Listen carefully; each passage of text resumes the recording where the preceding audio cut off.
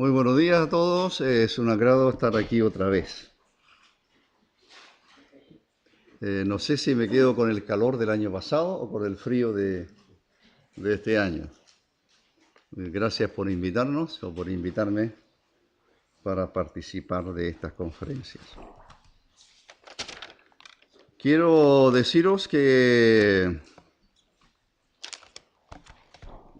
el tema o los temas que yo voy a tratar, que son dos, no los escogí yo. ¿Ya? No sé si... Gracias. No sé si le apunté a lo que querían, a lo que dice el título de los temas. Había 9 temas, yo escogí 2 de aquellos y escogí el 7 y el 9. Esa fue mi elección. Y el 7 se llama Preparando al joven en la sana doctrina. Ese es el primero que voy a tratar. Y el segundo, me imagino que en la tarde, tiene que ver con el anciano y su trabajo de consejería. Así que, por supuesto que los dos temas son extensos y 35 minutos más o menos no va a ser muy posible tratarlo completo.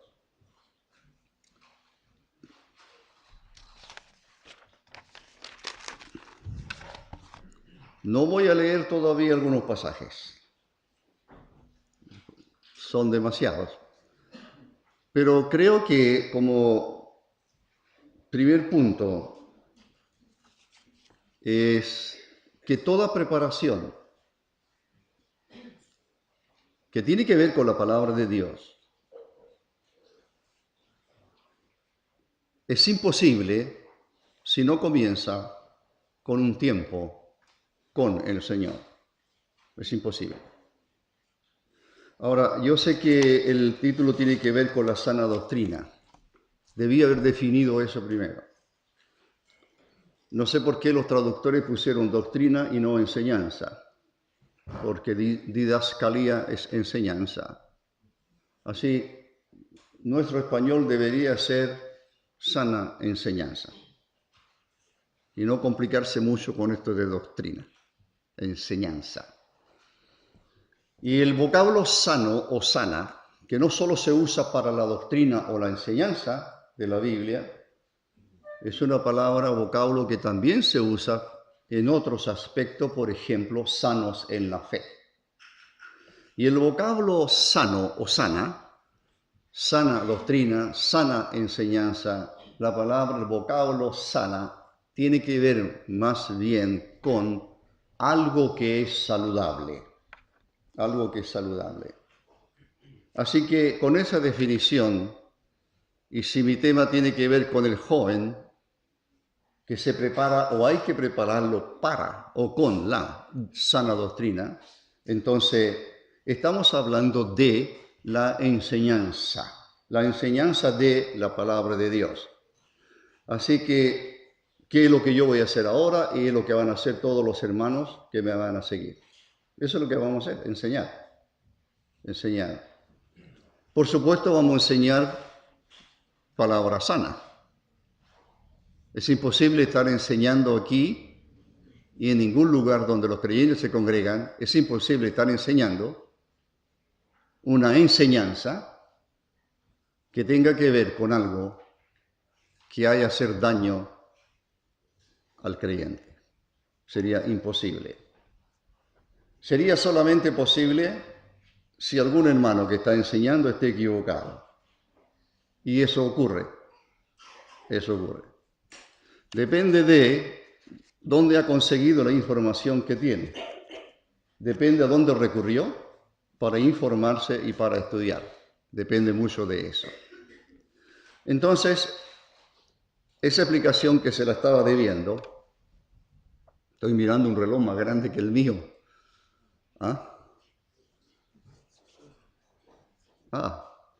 ¿Sabe lo que pasa, hermano? Que no lo veo porque el foco de atrás no deja verlo, pero no importa. Cuando sean, Cuando sea la 1, ustedes me dicen, ¿no?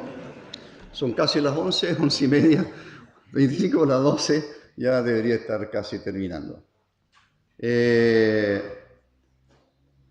¿Por qué digo que comienza nuestra preparación, nuestro estudio, nuestro aprendizaje? Use todos esos sinónimos si quiere, pero nacimos para aprender como creyentes en Cristo, y toda nuestra existencia en este mundo, en esta tierra, toda nuestra existencia aquí será un aprendizaje, es un aprendizaje. Jamás dejamos de aprender.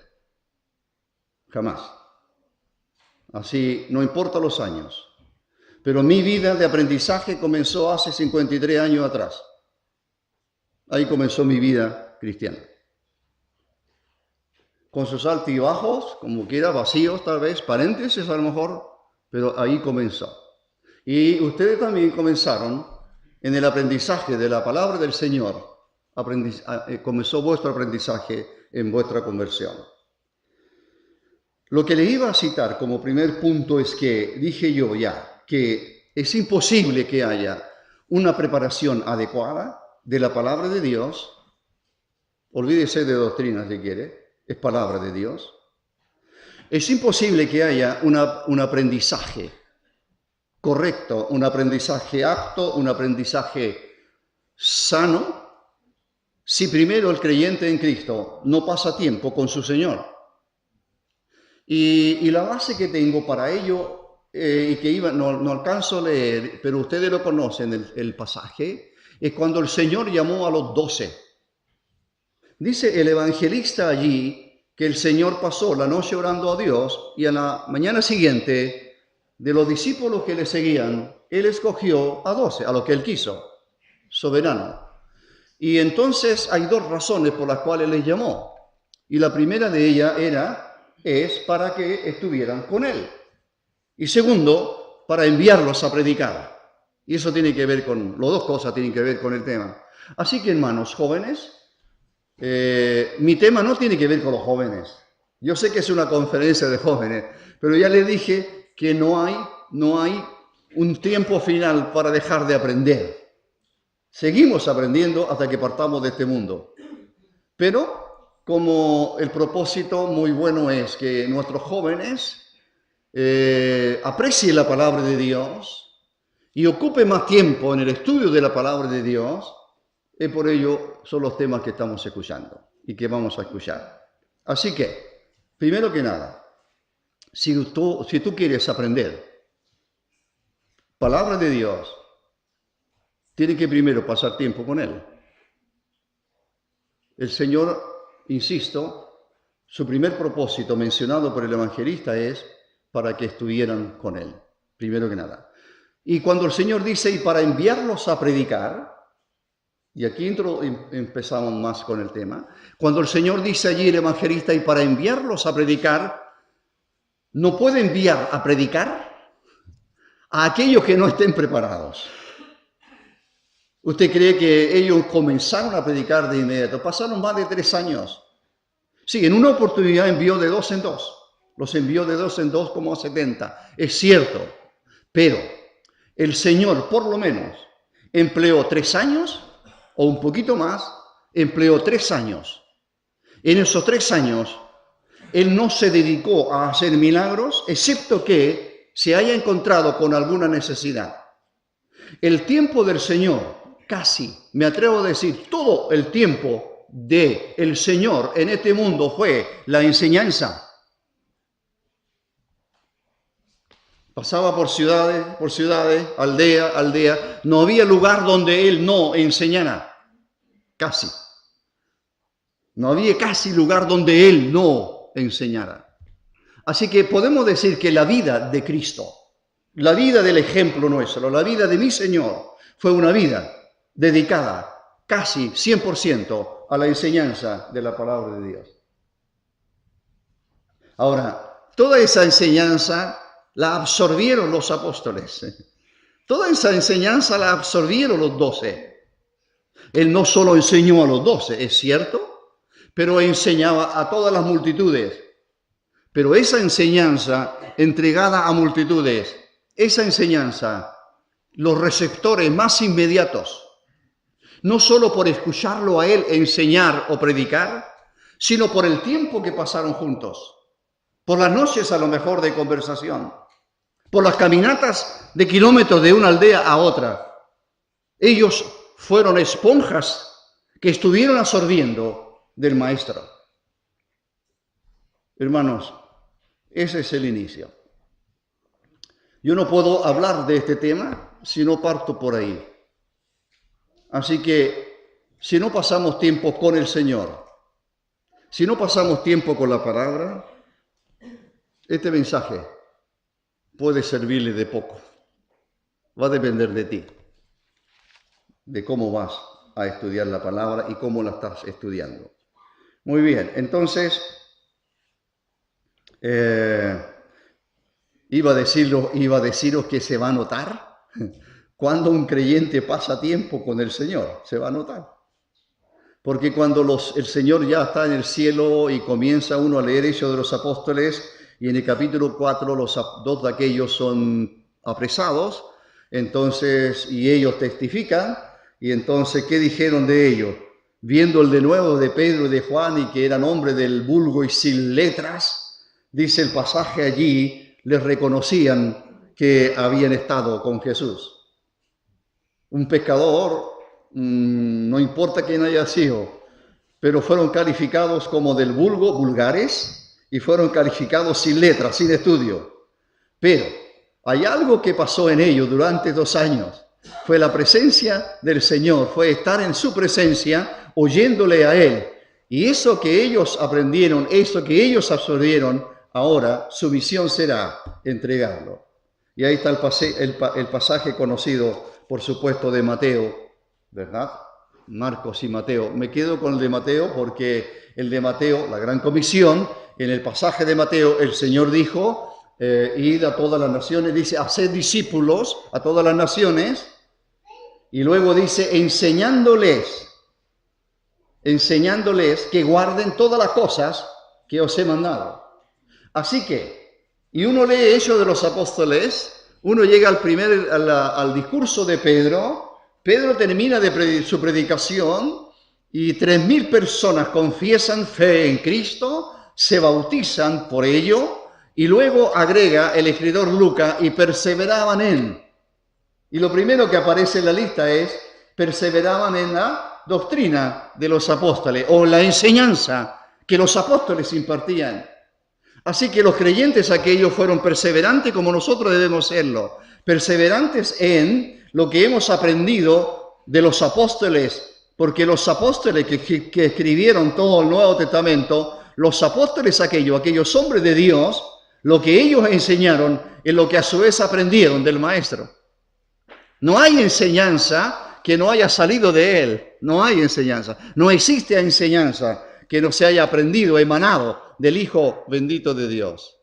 Pedro no podría predicar algo que él no lo haya aprendido del Señor.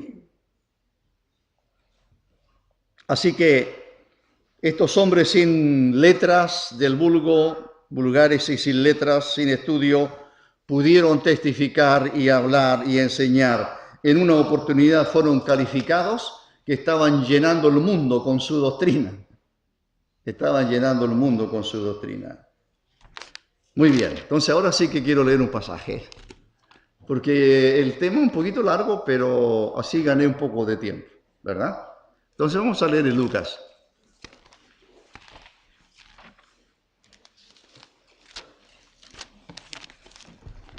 En Lucas capítulo 24 ya conocéis la historia, ese camino de Emaús. El Señor ha resucitado, el día domingo, 2 discípulos van muy tristes, el Señor se da cuenta, los acompaña, no se da a conocer directamente a ellos están velados sus ojos para que no lo reconozcan y conversan. Y el Señor comienza la conversación preguntándole por qué estáis tristes y ellos le responden, ¿acaso tú eres el único forastero que no sabe las cosas que han sucedido, etcétera? Y el Señor dice, ¿qué cosas? Y ellos dicen de Jesús de Nazaret y empiezan a explicarle. Y allí el Señor le dice, oh tardo de corazón, insensato y tardo de corazón para creer todo lo que los profetas os dicen. Y caminan 11 kilómetros. 11 kilómetros. 11 kilómetros hay de Jerusalén a Emaús. 11 kilómetros. Yo he preguntado a veces, ¿cuánto se demora usted conversando, tranquilamente? Conversando, en una caminata tranquila. Paso a paso, tal vez, conversando. ¿Cuánto demora en 11 kilómetros? ¿2 horas? ¿3 horas? Vamos a suponer que son 3 horas. Una de las grandes enseñanzas que gana de estar allí, pero durante 3 horas, el Señor pacientemente y sabiamente enseñó solo a 2 personas durante 3 horas. ¿Cuánto tiempo pasa con la palabra? ¿3 horas? Pasa 10 horas estudiando biología, los estudiantes del área médica. ¿No es cierto? O pasa 10 horas o 20 horas o más estudiando matemáticas o alguna ingeniería, ¿no es cierto? ¿Verdad que sí? ¿Cuánto tiempo pasamos con el Señor y su palabra? Porque eso es lo que pasó aquí. El Señor pacientemente, inteligentemente, sabiamente. Mire, vamos a leer algunas cositas nomás. A la otra ya se la anticipé. El versículo 27, y comenzando desde Moisés y siguiendo por todos los profetas, les declaraba en todas las escrituras lo que de él decían. Mire, uno diría, hace un barrido completo del Antiguo Testamento, desde Génesis. Sigue por todos los profetas, comenzando desde Moisés, y sigue pasaje tras pasaje, no todos los pasajes, pero de los que hablaban directamente, tal vez de él. 3 horas por lo menos, hasta llegar a Emaús. Estuvo él enseñándoles.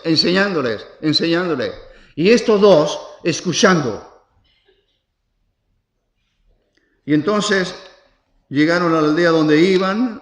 Él hizo como que iba más lejos, lo obligaron a quedarse y entonces luego le reconocieron.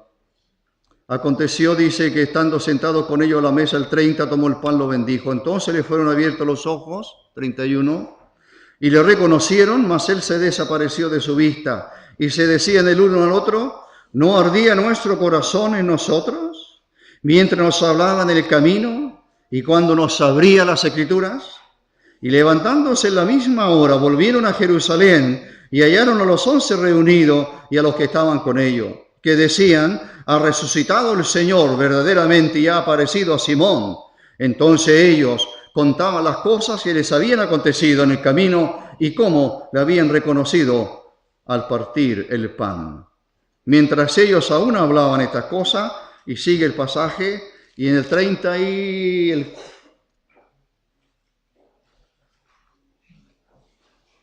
el 45, entonces les abrió el entendimiento para que comprendiesen las Escrituras. Hay 3 cosas que el Señor hizo con ellos. Primero, les abrió los ojos. Segundo, les abrió las Escrituras. Y tercero, les abrió el entendimiento. Hay 2 cosas de esas 3 que nosotros no podemos hacer. No puedo abrir los ojos, como lo hizo. Tampoco puedo abriros el entendimiento, como él lo hizo. Pero sí podemos abrir las Escrituras, que es lo que estamos haciendo. Mire, la finalidad de todo maestro es esa, abrir las Escrituras. Abrir las Escrituras significa dejar abierto, expuesto a que sea admirado, mirado o entendido por los demás. Así que lo que el Señor hizo con estos 2 caminos de Emaús es lo que debe ocurrir siempre en nosotros, en nuestra etapa o en nuestro proceso de aprendizaje de la palabra del Señor, que, como dije, comienza pero nunca termina hasta que no estemos en la presencia del Señor. Allí está, lo sabremos, por supuesto, más. Así que mientras estamos en este mundo, esperemos, y el pasar tiempo con el Señor será para orar y pedir y clamar a Él, que nos abra los ojos, como dijo el salmista, ¿verdad? El del Salmo 119, abre mis ojos y miraré las maravillas de tu ley. Entonces, el estudio el estudio profundo, el estudio serio de la palabra de Dios. Cuando hablo de estudio serio, no es una lectura al pasar, no es una lectura para compensar alguna cosa o en nuestra conciencia que a lo mejor está diciéndonos, no has leído tu Biblia. No. Jóvenes, y no más jóvenes, todos, es cierto, pero jóvenes, vosotros que tenéis las energías que ya nosotros algunos las perdimos, las capacidades que nosotros ya se nos están quedando atrás en el camino, nosotros que ya no tenemos las fuerzas, a lo mejor para pasar horas con la palabra de Dios, tú la tienes. Y si no la aprovechas, entonces la obra del Señor no aprovecha. Entonces la obra de Cristo en este mundo no tendría mérito. Las iglesias no serán, las iglesias, vuestra iglesia local no será beneficiada. Pero si aquí hay jóvenes dispuestos de corazón delante del Señor, primero que nada, sin hacer otros planes, sino, Señor, yo quiero ser un maestro, llámele como llame, pero conocer la palabra de Dios.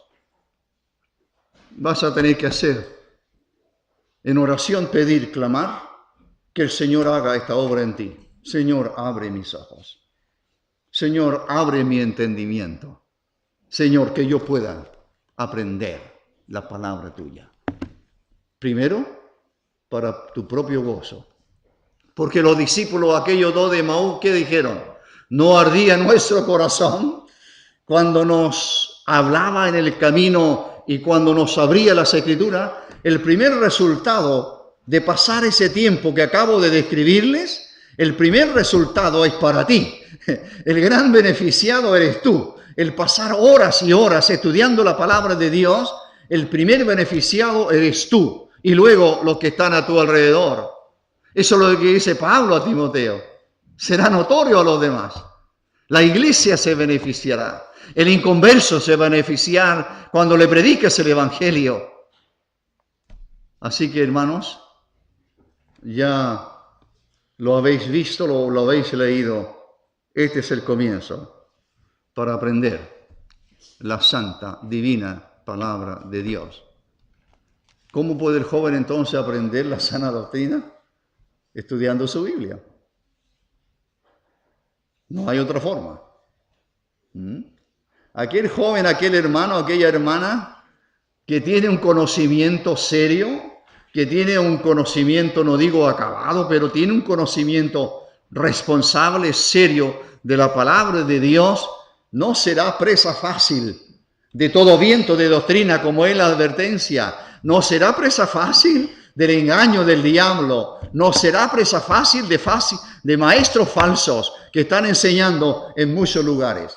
¿Cómo puedo entonces no ser presa fácil de ellos? Repito, pasando horas con tu Biblia, estudiando la palabra de Dios. Ese es el mejor antídoto. El mejor antídoto al veneno de la falsa enseñanza es la palabra de Dios, bien aprendida en tu corazón. Que tu mente y corazón se llenen del libro sagrado, infalible del Señor. Acuérdate de Esdras. Digo acuérdate de Esdras porque en un campamento yo me acuerdo haber hablado de Esdras, los que han ido. Hay tres cosas que hizo Esdras. Preparó su corazón para inquirir en la ley de Jehová. Inquirir en ella, la aprendió bien.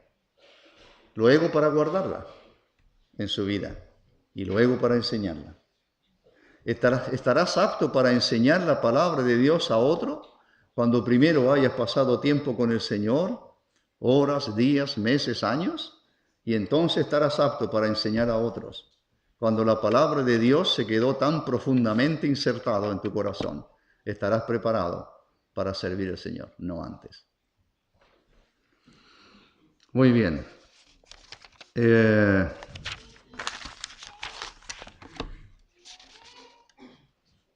Como ya dije, la palabra doctrina, que no os confundáis con ello, la palabra didaje, doctrina, significa tanto la instrucción misma como el acto de enseñar.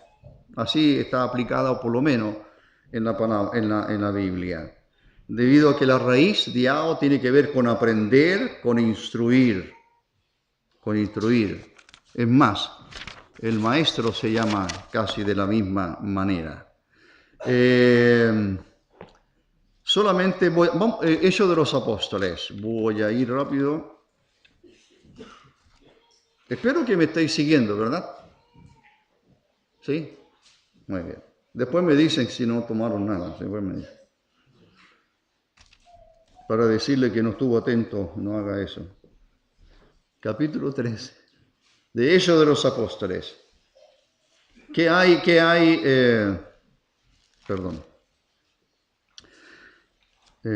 Capítulo 11. ¿Qué hay en el capítulo 11? Capítulo 11 de Hechos de los Apóstoles, ¿qué hay? A esta altura muchos de vosotros ya debéis saber de memoria varios pasajes y aún varios libros. No de memoria todo el libro, pero si yo digo, ¿qué hay en este capítulo? Ya debierais vosotros saberos.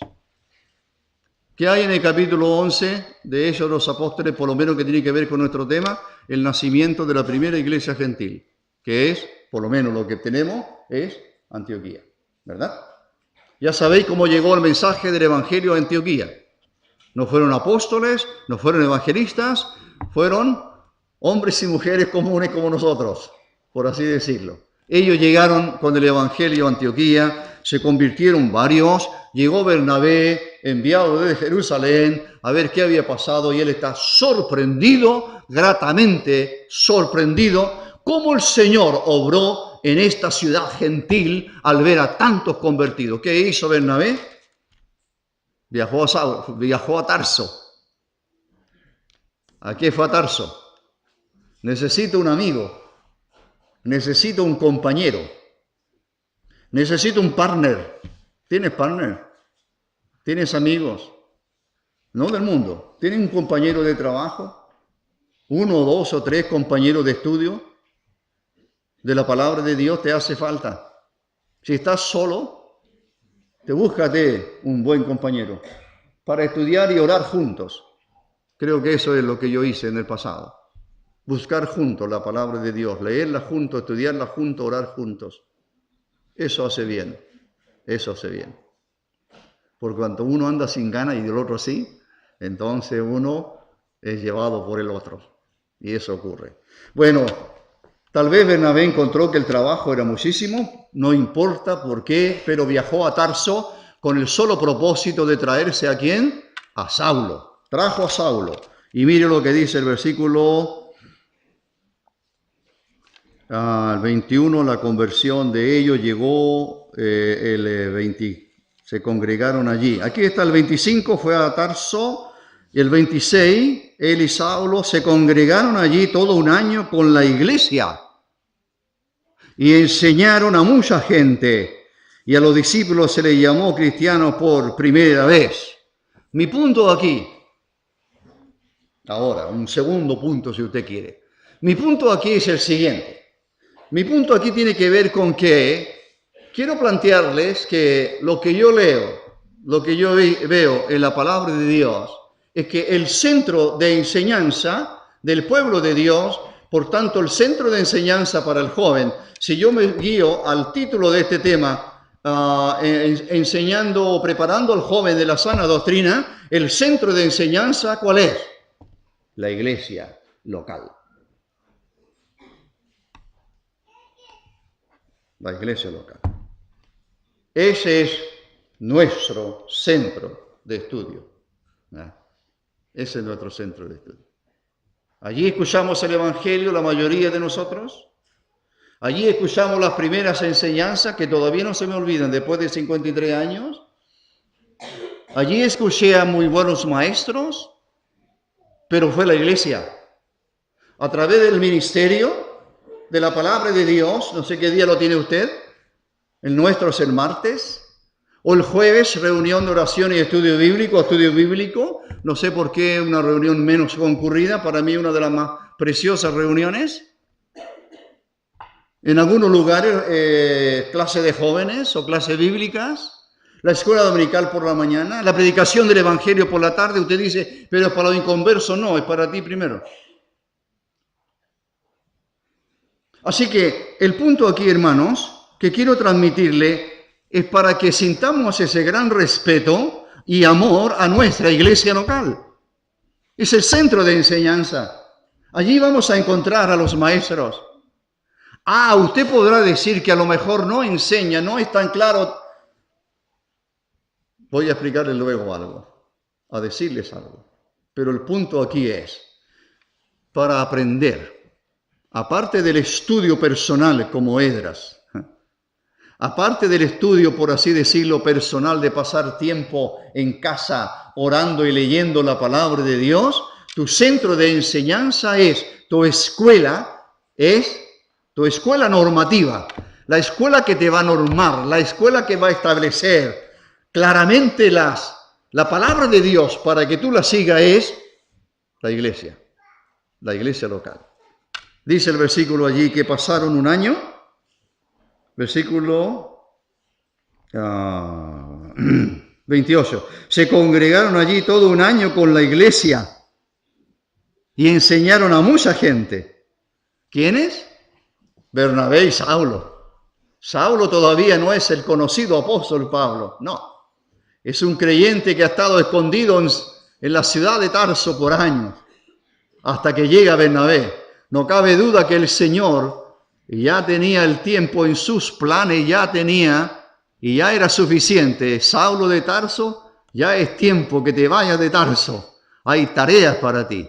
Y Saulo, yo creo, en la presencia del Señor, pasando tanto tiempo con él, por años allí en Tarso, escondido en ese lugar, lejos de Jerusalén, lejos de los creyentes que todavía desconfiaban de él, cuando Bernabé llega a él, el hijo de aquel hombre cuyo nombre significa consolación, cuando llega aquel hermano y lo invita a Tarso a trabajar con la iglesia, yo me imagino a un Saulo de Tarso dando gracias al Señor. Mi tiempo de preparación ha terminado, por lo menos esta etapa. Ahora estoy en condiciones de servir allá. Pasa tiempo con el Señor. Algún día va a llegar un Bernabé a tu vida a lo mejor. Y quizás que te lleve a algún lugar para trabajar en la obra. Pero tienes que pasar tiempo con él. Muy bien, sigamos. No lo miren a él, es invisible. No se distraigan. Entonces, la iglesia es el centro de enseñanza. Tu iglesia local. No menosprecies tu iglesia local. Al contrario, ámala, apréciala. Ora por tus hermanos que predican, que a lo mejor tú le estás encontrando algunas pifias, tal vez, propio de nuestra juventud, yo también. Pasa por alto aquello, supera aquello y ora por ello todos los días. Ora constantemente por aquello que te están enseñando. Con todas sus limitaciones, algunos de ellos hacen un gran esfuerzo por estudiar la palabra de Dios. Tal vez no tienen los estudios que tú tienes, pero se esfuerzan delante del Señor. Aman al Señor, aman este libro, te aman a ti. Y lo único que quieren es enseñar bien la palabra de Dios. ¿Se equivocaron? Sí. A lo mejor alguna palabrita por ahí no la dijeron exactamente igual como nuestro español, probablemente. Ámalo y respétalo. Te están enseñando. Muy bien. Y dice, me salto al capítulo 12. Estamos en el 11. No, estamos en el 11, la iglesia en Antioquía. Y capítulo 13 ahora. Y dejo el punto aquí, pero me falta. Yo no sé por qué las reuniones nos dan 2 horas para predicar acá. Había entonces en la iglesia que estaba en Antioquía profetas y maestros. Mire el paso gigante, por así decirlo. Hace un paso. Hay un paso que aparece por primera vez. La iglesia en Antioquía, primero está Bernabé y Saulo. Ellos están enseñando, pero mire lo que leemos ahora. Había entonces en la iglesia que estaba en Antioquía profetas y maestros, y se nombran a 5. El 2, entre ellos está Saulo y Bernabé, pero hay 3 más agregados. ¿De dónde salieron esos 3? No tengo idea. De ahí mismo. Ya sé de dónde vino Bernabé, de Jerusalén, enviado por los apóstoles. Ya sé de dónde apareció Saulo, pero yo no sé de dónde apareció Este Simón, llamado el Negro, el Níger, Lucio de Cirene, Manaén, mire qué crianza que tuvo, qué amigote que se gastó. Herodes, el tetrarca.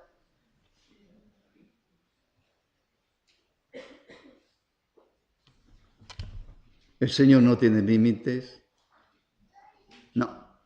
El Señor puede llamar a un Saulo, es cierto, que persiguió a la iglesia. El Señor puede llamar a este que fue criado con Herodes el tetrarca.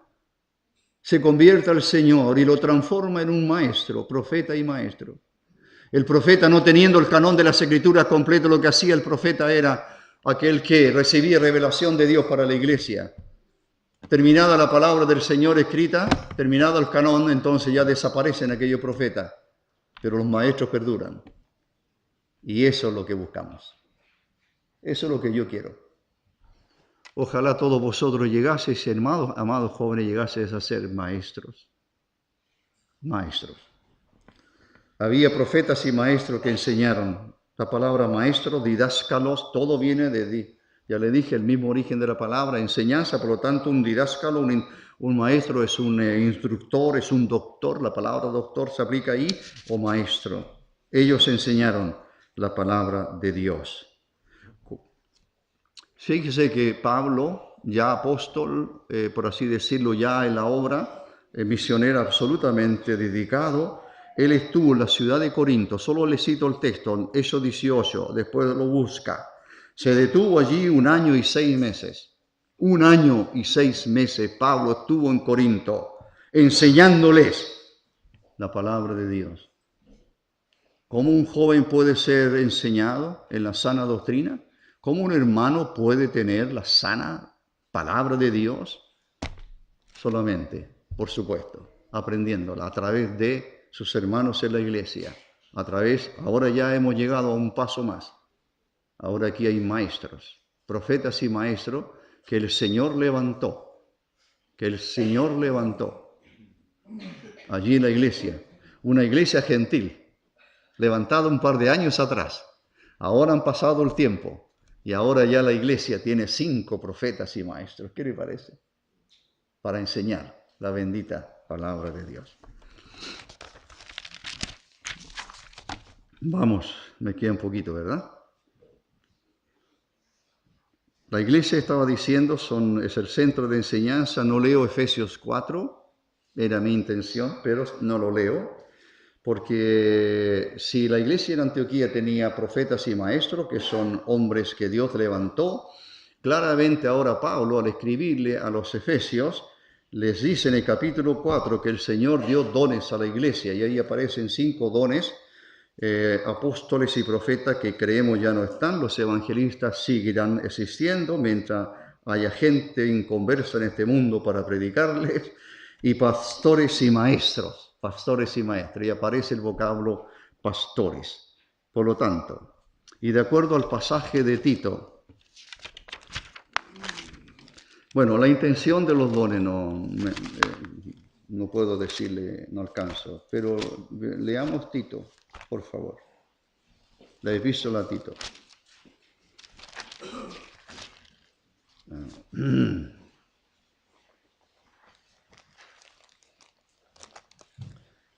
Usted sabe que los requisitos de los ancianos están aquí en Tito 1 y en Timoteo 3. Lo más probable que lo de Tito, no lo más probable.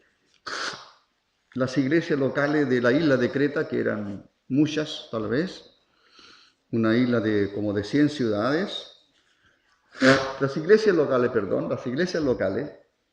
en la isla de Creta no tenían ancianos. Esa es una deficiencia, es algo que falta, hay que cubrir aquello. No puede existir una iglesia local sin ancianos.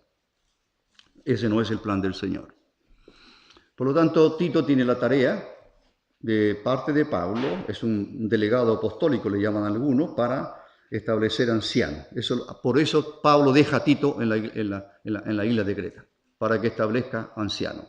La guía que tiene para buscar esos ancianos, Pablo se la da, y uno de los requisitos me interesa. Versículo 8 habla de ser hospedador, amante de lo bueno, sobrio, justo, dueño de sí mismo. El 9, versículo 9. retenedor de la palabra fiel, tal como ha sido enseñada. Eso es un requisito de los ancianos. Todo anciano tiene que ser. Por supuesto, estoy de acuerdo con usted si alguien dice, ningún anciano cumple los requisitos. Muy bien, vamos a soportar eso. Muy bien. Pero aquí hay un requisito que hay que procurarlo. Retenedor de la palabra fiel, tal como ha sido enseñada. La razón fundamental que el apóstol da es que para que pueda él también exhortar con sana enseñanza, ahí está. La sana enseñanza, la sana doctrina vendrá de hombres que han sido capaces de retener lo que ellos mismos escucharon de otros, retener o de lo que estudiaron personalmente de la palabra de Dios, retienen la sana enseñanza, enseñan aquella sana enseñanza o doctrina y con ello convencen a los que contradicen, porque hay muchos contumaces, habladores de vanidad y engañadores. La falsa doctrina, los engañadores aparecerán. ¿Quiénes son los pilares para retener el veneno aquel? Los ancianos de la iglesia. Así que requisito, hermanos, ancianos, requisito de la palabra de Dios para todo anciano es retener la palabra de Dios, tal como está en este libro. O sea, que sea capaz de darse cuenta cuando alguien está diciendo algo incorrecto, cuando alguien aún esté enseñando o esté predicando algo. Entonces el anciano o los ancianos podrá alguien hablar con aquel predicador que está equivocado en algunas cosas y poder decirle, hermano, con todo cariño, con todo respeto, quiero decirte lo siguiente. No es eso lo que la palabra de Dios enseña. Que sea retenedor. No solo el anciano es un retenedor de la palabra de Dios tal como está en este libro sagrado para parar el mal, sino que Pablo escribe a Timoteo y habla de los ancianos, de cómo atender a ellos, cómo preocuparse de los ancianos de la iglesia, y dice mayormente los que se dedican o están dedicados a predicar y a enseñar. ¿Los ancianos enseñan? Sí, todos deberían. Los ancianos conocen la palabra de Dios, deberían ser los mejores conocedores de la palabra de Dios. Es la única manera de instruir al resto, es la única manera de retener el mal. Es la única manera de ser pilares, muros de contención contra la falsa enseñanza. No me digan así todavía, ¿ya? Por favor.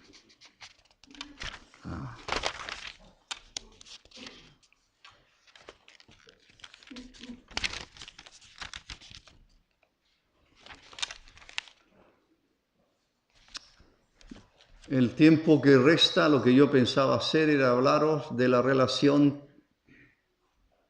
y aprendizaje que hay, que creo que es el mayor que existe en todo el Nuevo Testamento, que es entre Pablo y Timoteo. Si usted conoce la historia de Timoteo, siendo él joven, ahí en Derbe, Listra, Iconio, en esa región, cuando Pablo llega en su segundo viaje misionero, encontró a un joven, Timoteo, hijo de una madre judía creyente, pero de padre griego. Pablo le circuncidó por los gentiles, etc. Y luego Pablo quiso, esto es lo que quería citarle, Pablo quiso que fuera con él. Esa es una frase que me agrada mucho. Pablo quiso que fuera con él. ¿Qué vio Pablo en Timoteo? Pablo no vio nada. Pablo escuchó algo interesante. ¿Qué escuchó? Escuchó que de 2 iglesias por lo menos.